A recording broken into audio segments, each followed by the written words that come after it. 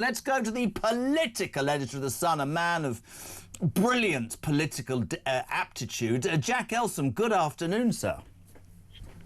Afternoon, Jeremy. Yeah, spot on as always. Oh, you're very serious this afternoon, Jack. What's it? No, I'm not serious at all. Well, it's serious times that we live in. You know, we've got an economy which is going to be close to collapse. We've got Chinese spy at the heart of Parliament. You know, lots of things going on. But we have now finally, Jack Elsom, got a Home Secretary who said today, "I don't think Britain's got control of its borders," in a shocking statement. Am I right to ask you a question or not? You'll tell me. Is Shabana Mahmood on political manoeuvres? Because some of the rhetoric out of her mouth is rhetoric I never thought I'd hear out of a Labour cabinet minister's mouth. Is she angling for Starmer's job?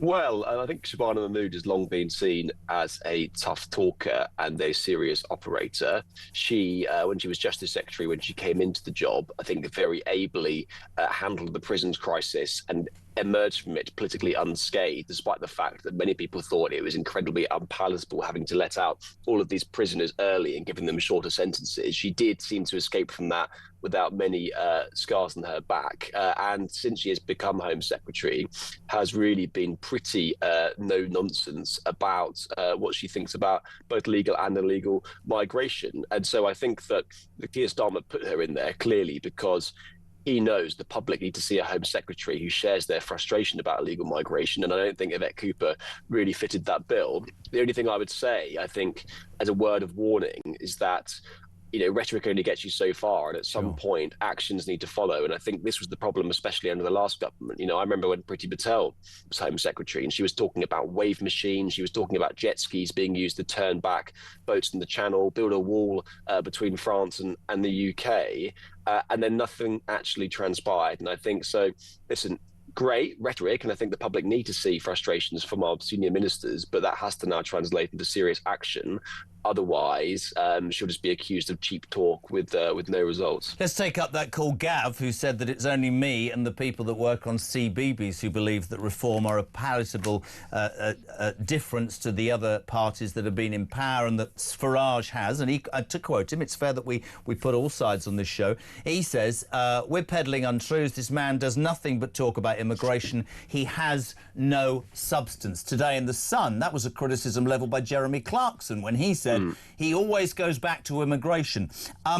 David Bull, chairman of Reform, was on, and he said, and I quote, "Look, we are preparing for government and we are doing all the hard yards." Now, I've sat here and said, and I'll be very honest, Priti Patel took 15 months to come up with anything, and then seemed, in everybody's mind, to almost copy a lot of what Reform said, although she came up with the stamp duty thing. And today in the Commons, I thought performed brilliantly. However, are Reform playing it cleverly? Is it a fair criticism to say they know nothing about anything bar immigration? Or are people like Gav underestimating the millions of people in this country who look at Nigel Farage and go, Christ, we need a change? Well, listen, it's clear that Nigel Farage has managed to ride this wave of public frustration, not least with the immigration crisis. There's a YouGov poll out yesterday showing that it is still the top concern of voters. About 56% of them label it as their top concern. But I think that it stretches beyond that. I think it's about a deep sense of despair over the past 15, 20 years or so. Immigration is part of it, but it also goes back to people in this country who don't feel that maybe they've got a large enough slice of the pie when it comes to distribution and the Big Bang and the rest of it. And so I think that it comes into the economy, comes into it, crime comes into it a lot, a genuine sense of unfairness. I think that Reform recognised this, and that is why I think they're trying to plug some holes in their ship. Clearly, they've ditched now that £90 billion tax cut that was pledged at the last election, because they know that I think a chink in their armour is questions about their fiscal competency and their economic discipline.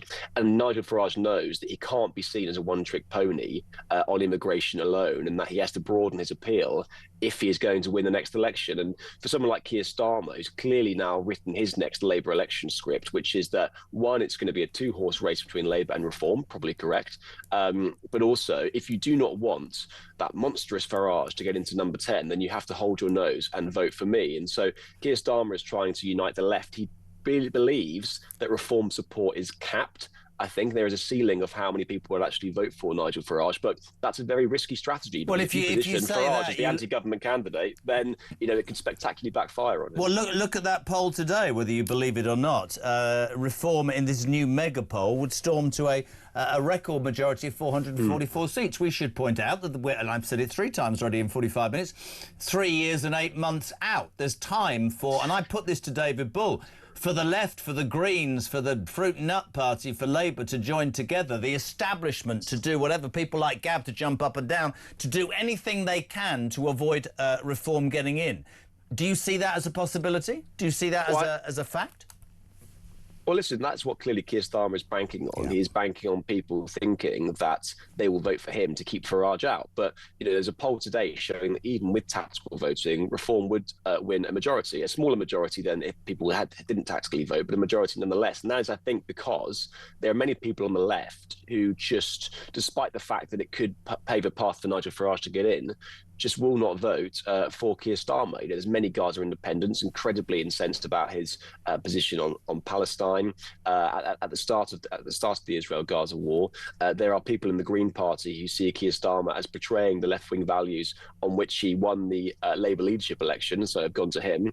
And there are people who are probably conservatives at their core, but don't like the current Conservative leadership nor Reform, who are going for Liberal Democrats and will never vote for Labour. And so, there's a whole melting pot on the left of people who will not, I don't think, rally behind Keir Starmer's call to get behind him in order to defeat Nigel Farage. It's very interesting. I just want to ask you about this Chinese spy trial case, because you are, you're in Westminster. I mean, this is extraordinary. I mean, I'm not, an expert, but these 2 gentlemen, Christopher Berry and Christopher Cash, who worked inside the House of Commons, and I know the Speaker, Sir Lindsay Hoyle, is apoplectic about this, were going to be prosecuted. They were sent to trial, and the papers were on their way, let's say, to the Crown Prosecution Service. We had the election, government changed.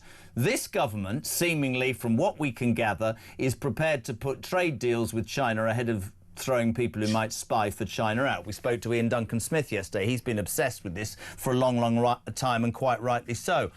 Today in the Commons, Badenoch on total fire. I've said that 3 times as well. Keir Starmer has promised to publish the witness statements of every single part of this case. There are many people here and across the mainstream media who are saying, you've just hung yourself, mate, because there's no doubt either you've been set up or you've been pushed into a corner. And it happens on a daily basis. Is this man fit for office, Jack, genuinely? Well, it's probably not me to judge, but they have got themselves into an almighty pickle with this Chinese spy scandal.